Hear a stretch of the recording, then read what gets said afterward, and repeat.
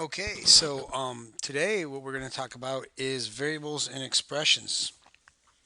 Now, a few things that I want to talk about in your definitions is a variable is basically a symbol, a letter um, that is used to represent something that can change. Okay, that can change. So the letter y is a variable in the algebraic expression 4 plus y.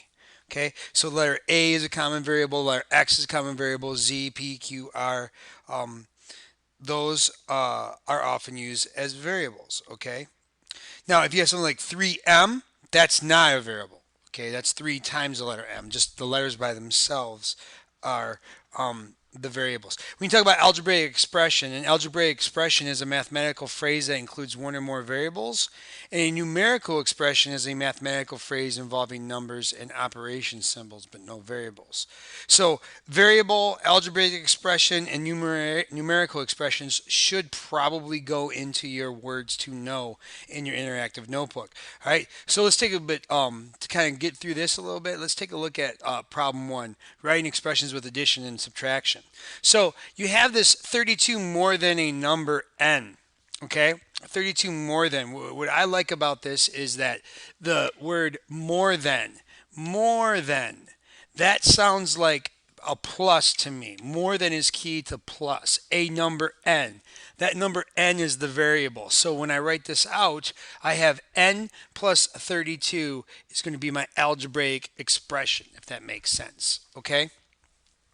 Part B, it says 58 less than, not less than, but less a number. The word less is like a minus, less a number n. So 58 less a number n.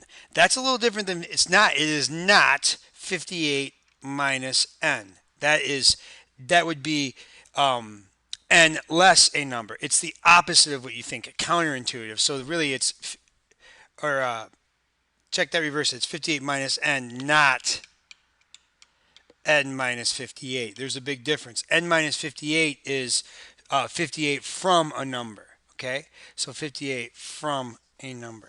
So after this problem, you have a got it. So why don't you pause the got it, or pause the video and work on the got it, and I'll see you back here in about a minute or two. Problem number two, writing expressions with multiplication and division. There's keywords that talk about multiplication and division.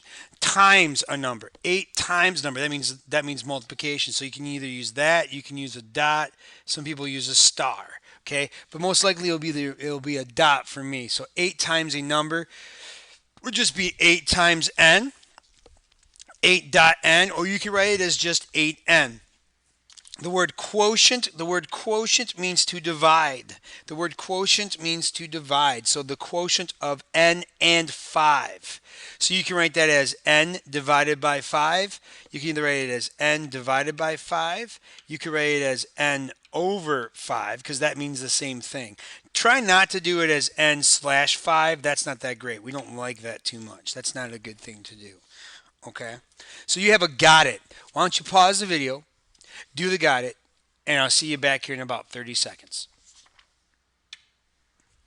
All right, so let's look at when you combine addition and subtraction or multiplication and division. So what is an algebraic expression for the word phrase? So 3 more than twice a number. So more than, that looks like a plus. Twice, that's a 2. More than twice a number, 2 times, I think twice a number, that's like 2 times. So this comes out to be 3 plus 2x. Now you could write it as 2x plus 3. That's okay. When you're dealing with multiplication or addition, it really doesn't make a difference of the order.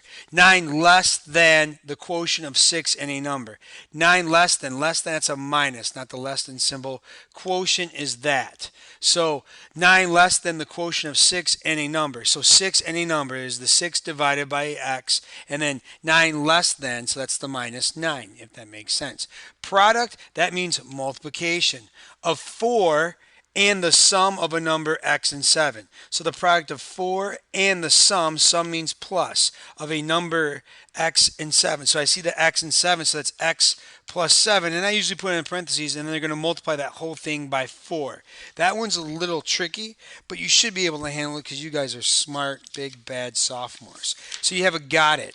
If you could take a moment, pause the video, go ahead and do the got it, and I'll see you back here in about 30 to 60 seconds. Problem number 4, using words for an expression. What word phrase can you use to represent the algebraic expression 3x? Well, you could say 3 times x.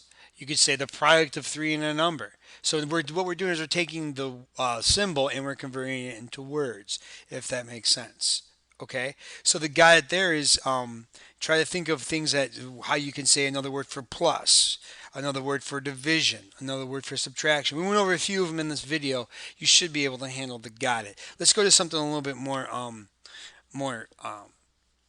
challenging. Writing a rule to describe a pattern. This one's you got the table below shows how the height above the floor of a house of cards depends on the number of levels. Write it. What is a rule for the height? Give the rule in words and as an algebraic expression. So for this one, they give us this table, and on the left they have 2, 3, 4, n, and on the right they have it as 3.5 times 2 plus 24, 3.5 times 3 plus 24, 3.5 times 4 plus 24, and then a question mark.